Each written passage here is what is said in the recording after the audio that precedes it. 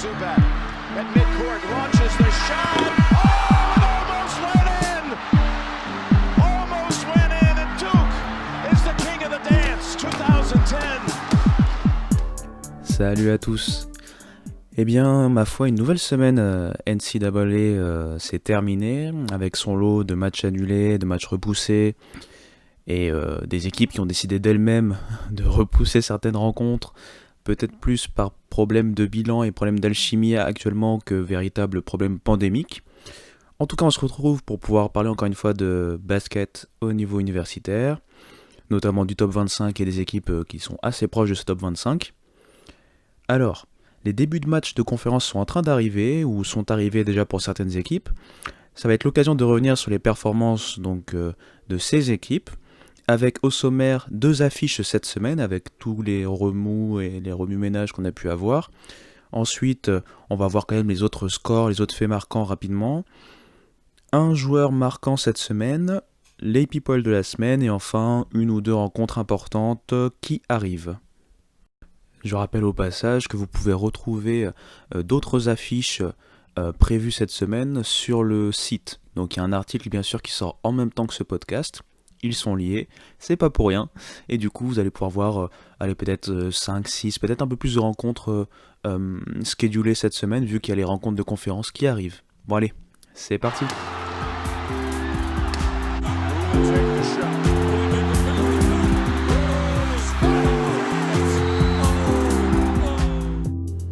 Et donc la première affiche sur laquelle je vais revenir, c'est celle entre Florida State et Indiana. C'était dans le cadre des nombreuses rencontres qui a donc eu lieu lors de l'ACC Big Ten Challenge. Une chose à dire au départ, c'est que Scotty Barnes n'a pas froid aux yeux. Ses coéquipiers en plus lui font déjà confiance, c'est l'enseignement principal de cette rencontre.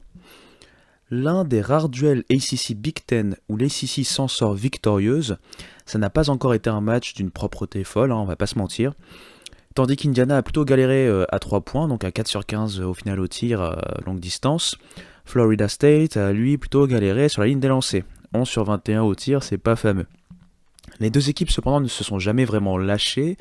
FSU a gagné donc la première mi-temps 33-31, tandis que les Hoosiers ont eux remporté la seconde mi-temps 31-29. Du coup, ça a fait un score parfait à la fin de cette rencontre, donc place à l'overtime.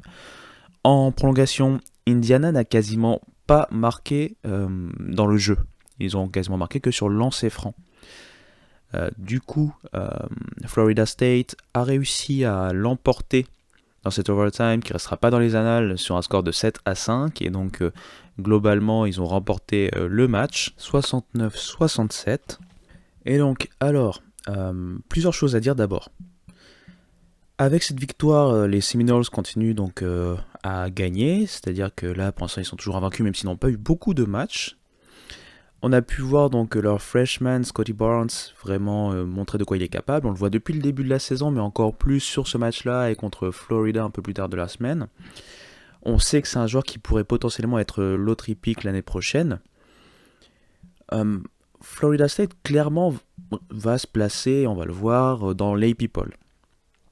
On peut noter cependant, avant de revenir sur Florida State, que côté Indiana, il y a eu un gros match de Tracy Jackson Davis avec 25 points et 17 rebonds à 8 sur 15 au tir.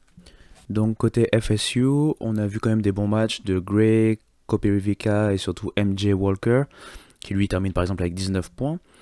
C'est pas rien de les mentionner, puisque en fait Scotty Barnes, là où on l'a vu, et on va en parler un peu plus tard dans le podcast, c'est que c'est un facilitateur, c'est quelqu'un qui a quand même besoin pour l'instant de gens autour de lui, puisqu'on va le voir qu'au niveau de l'adresse, c'est pas fameux. En tout cas, belle victoire de Florida State dans un match serré à défaut de très spectaculaire. Je vais maintenant passer à la seconde affiche de la semaine. Pour moi, c'est Illinois versus Missouri. Je vais résumer ce match très méchamment en disant que c'était finalement Ayo Dosunmu contre le reste du monde. Déjà auteur d'une grosse performance dans la victoire face à Duke, le guard sophomore a été inarrêtable face aux Tigers de Mizo, avec 36 points à 13 sur 20 au tir, plus 5 rebonds. Par contre, il y a eu 6 pertes de balles pour une seule passe décisive. Surtout, s'il a pu compter sur Kofi Cockburn et Curbelo en sortie de banc, ce fut à peu près tout. Et donc ça a été trop peu pour revenir et renverser Mizo. Il y a eu 23% au tir, enfin 23% pardon, à 3 points pour Illinois, un peu plus de 23% pour Missouri, donc vous pouvez le voir, l'adresse longue distance n'était pas du tout ça. Mais par contre, les Illini ont peiné également au niveau du lancer, 60% en global au lancer franc contre 84% pour les Tigers. Les performances sont bien mieux partagées au sein de l'escouade de Xavier Pinson et consorts, et surtout un peu plus de points qui est venu du banc. Donc à la mi-temps, il y avait 49-41 pour Missouri. Ensuite, à 9 minutes du terme de la rencontre, Missouri a même compté jusqu'à 13 points d'avance. Mais Illinois va faire un énorme comeback, finalement bloqué pour un retour complet et véritable par Xavier Pinson à une cinquantaine de secondes de la fin. A noter que Brad Underwood, donc le coach de Illinois, il jouait contre sa bête noire, puisqu'au final, maintenant, il en est à une victoire pour 3 défaites face à Missouri depuis qu'il est coach d'Illinois. Côté Missouri, c'est une belle performance face à un adversaire qui est quand même référencé. Et du coup, ils sont invaincus en cette pre-season, on va dire. Donc c'est une équipe qui reste intéressante et ils vont bientôt commencer, comme la plupart des équipes, leur match de conférence. J'aurais pu parler d'une troisième rencontre si elle avait eu lieu, puisque pour moi ça aurait dû être dans mon édito Texas versus Baylor, mais Baylor a suspendu ses activités à cause du Covid, pour l'instant. De la même façon, la belle affiche entre Michigan State et Virginia a été annulée. Gonzaga n'a même pas joué non plus. Donc je vais passer maintenant aux faits marquants, puisqu'il y a eu quand même d'autres rencontres qui impliquaient des équipes, notamment du top 25 et des alentours. C'est parti.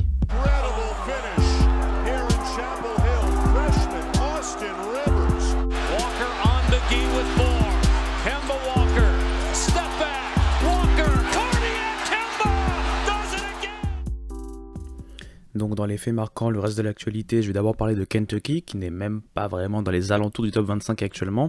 Ils ont encore perdu cette semaine, ils sont maintenant à un bilan de 1 victoire pour 4 défaites. Les hommes de John Calipari ont vraiment besoin de retrouver un allant, une alchimie collective, ça va pas fort. Côté Duke, on a carrément préféré arrêter les matchs hors conférence pour des raisons a priori de Covid. D'autres coachs se sont un peu moqués de Coach K en disant que c'était peut-être dû au bilan actuel des Blue Devils. On a eu ensuite Iowa qui a continué son carnage avec Garza qui sans surprise domine comme jamais. Est-ce que ça va être à lui le Naismith Peut-être c'est une conclusion hâtive, on va voir. Villanova bat Georgetown pour son entrée dans les matchs de conférence. San Diego State a réussi à battre Arizona State dans un duel de fin de top 25. Arizona State qui est donc menacé de sortir de ce top 25. West Virginia a montré les muscles face au numéro 19 surprise de ce début de saison, Richmond. Penn State a remis Virginia Tech à sa place. Virginia Tech qui était bien parti en ce début de saison, un peu l'équipe surprise compte tenu de ce qu'on pensait en pre-season. Tandis que la Big Ten a rappelé en fait sa puissance de feu face à la ACC d'un point de vue général. Xavier est à 7-0 après une démonstration notamment face à Oklahoma. Oklahoma State de Kate Cunningham, le normalement futur premier pick de la draft 2021, ils font le plein de confiance puisque ils sont toujours invaincus avant le début des matchs de Big 12. Seton Hall a gagné son premier match de conférence face à St. John's. Tout ça pour conclure que les matchs de conférence arrivent petit à petit, le Covid continuant à gêner le calendrier général. Mais bon, qui dit match dit performance, et qui dit performance dit donc joueur. On passe donc sur la catégorie du joueur sur lequel je mets le focus cette semaine. Cette semaine, donc, il n'y a qu'un seul joueur parce que, avec le Covid, tout a été un peu chamboulé. J'imaginais peut-être parler d'autres joueurs, mais finalement, mon focus va être sur le freshman Scotty Barnes. On vient de parler de FSU un peu auparavant. Le freshman de FSU, en fait, c'est un profil atypique. Il est long, je pense qu'il a 6'9", donc ça doit être 2m06, 0,8, un peu plus même. Excusez-moi pour la conversion feet-mètre. Mais en gros, il est très long. C'est plutôt un playmaker. Bon, il a encore beaucoup de boulot sur le tir, mais il montre des qualités all-around, puisqu'il noircit la feuille de stats dans le scoring, les passes, le rebond. On l'a vu face à Indiana, il a même la confiance de son équipe pour clore les matchs. Il a eu un match en fait intéressant au scoring dans un contexte particulier, c'est le match face à Florida. Je rappelle qu'il y a eu quelque chose d'assez choquant et d'assez triste, c'est lors de ce match face à Florida, on a vu donc la star des Gators, Keontae Johnson, s'effondrer et être amené à l'hôpital. Donc à l'heure actuelle, son état est toujours critique mais stable. On ne sait pas encore les raisons de son effondrement, pourquoi il est tombé. Jusqu'à présent, en tout cas pour revenir sur Scottie Barnes, on le voit jouer balle en main, en meneur quelque part, en tout cas en playmaker. Et sa taille lui permet de driver, de slasher, d'aller au contact. Il peut également kick out la balle et lancer les transitions. Comme je dis tout à l'heure, en fait, le fait d'avoir des coéquipiers plus vétérans et qui sont capables en fait de sanctionner mi-distance ou un peu plus loin, ça l'aide puisque ça permet de spacer, ça lui permet vraiment de montrer toute sa valeur en tirant le meilleur du spacing de ses coéquipiers. On a affaire là en fait à un joueur qui est plutôt versatile par excellence. Le dernier match lui a permis de remonter ses pourcentages aux différents types de tirs, mais c'est encore léger et c'est amélioré. Je pense qu'il a 30% au lancer franc, c'est à peu près n'importe quoi.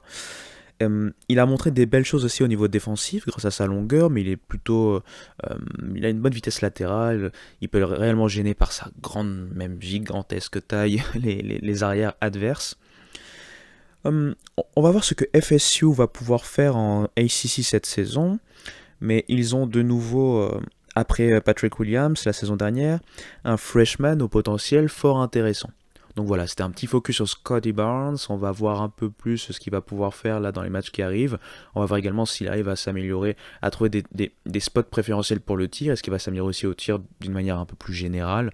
On sait qu'on est dans une saison universitaire, donc le développement passe presque, je dirais pas en second plan, mais passe un peu à côté, puisque l'objectif de ces facs, bien sûr, c'est d'aller le plus loin possible, de pouvoir rentrer dans le tournoi de mars au final. Et ils savent souvent qu'ils vont avoir des joueurs un peu one and done. Ils vont essayer de les accompagner au maximum, mais avec le calendrier et compagnie, ils ne peuvent pas réellement le développer. Donc à voir ce que Scottie Barnes va pouvoir apprendre de son année à la fac et voir s'il se présente à la draft, à quelle position il va être drafté, parce qu'il va pouvoir amener des choses que peu d'arrières ou voire meneurs peuvent apporter en ce moment. Et c'est un peu dans la mouvance de ce qu'on peut voir avec un LaMelo Ball par exemple, même si LaMelo Ball n'a pas montré de défense du tout en Australie. Là, Scottie Barnes, il a l'avantage d'également pouvoir proposer des choses intéressantes au niveau défensif. Voilou. Ça nous permet maintenant de lancer le fameux AP Poll et donc l'énoncer en donnant les mouvances, qui a bougé, qui a carrément quitté le top 25, qui est entré. Donc le voici.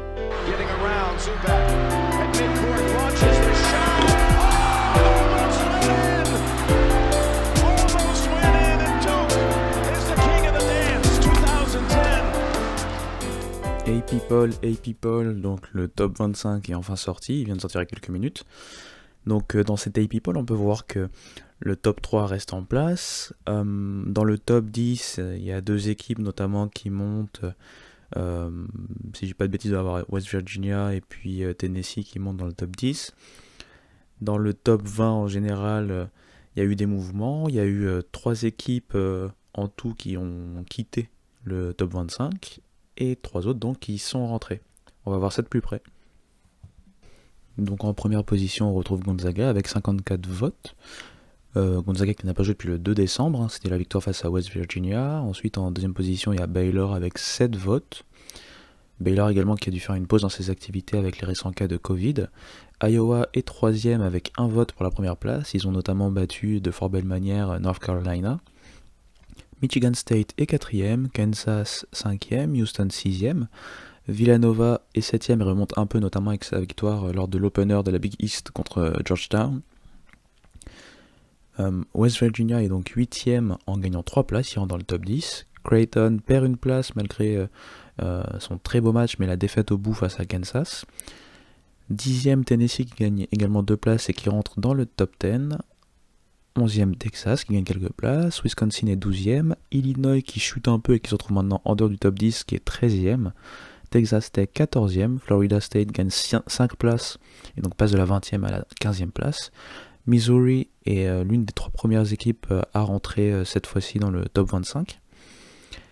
Virginia est 17ème, San Diego State qui fait un bond en avant après sa victoire face à Arizona State notamment est 18ème, Rutgers 19ème, Ohio State 20ème, Duke qui perd 11 places et qui est 21e. Ils ont notamment perdu face à Illinois à domicile. North Carolina perd 6 places et est 22e. Louisville 23e. Et enfin les deux derniers nouveaux, en fait, c'est Clemson 24e et Michigan 25e. Ce qui fait que 3 équipes sont sorties. Il s'agit de Virginia Tech qui a perdu cette semaine. Richmond qui s'est fait quelque part balayer face à West Virginia. Et enfin Arizona State, comme je l'ai dit, qui a perdu contre San Diego State et qui donc sort, avec un bilan de 3 victoires pour 2 défaites, sort de ce top 25. Et donc, suite à cet AP Poll, et pour finir, clôturer ce nouveau podcast, je vous rappelle que vous pouvez trouver le site lehomrap.com, et donc quand vous allez dessus, vous allez trouver l'article qui correspond à ce podcast. Sur cet article, il n'y a pas grand-chose à lire, je ne vais pas mentir, mais il y a quelque part un peu plus de rencontres d'affiches à suivre et à ne pas louper. Il y a également un petit édito, un petit le saviez-vous en fin d'article. C'est un bon complément à ce podcast. Bon, en tout cas, voilà, on va parler d'une affiche notamment à ne pas manquer. Pour moi, l'affiche à ne pas manquer cette semaine, ça va être l'affiche en fait entre Kansas et Texas Tech. Pourquoi Kansas et Texas Tech ? Pourquoi pas, par exemple, un Butler Villanova ou un Iowa Gonzaga s'il a vraiment lieu ? En fait, Kansas, Texas Tech, ce sont 2 équipes de Big 12, ça correspond au début des matchs de conférence. Kansas qui a vraiment une carte à jouer cette saison au niveau national, alors que Texas Tech, on sait qu'ils se sont bien renforcés après une finale en 2019, une reconstruction la saison dernière, et là des transferts très intéressants, notamment le fameux Mac McClung. Tout n'est pas parfait encore pour l'instant à Texas Tech. Kansas semble avoir quelque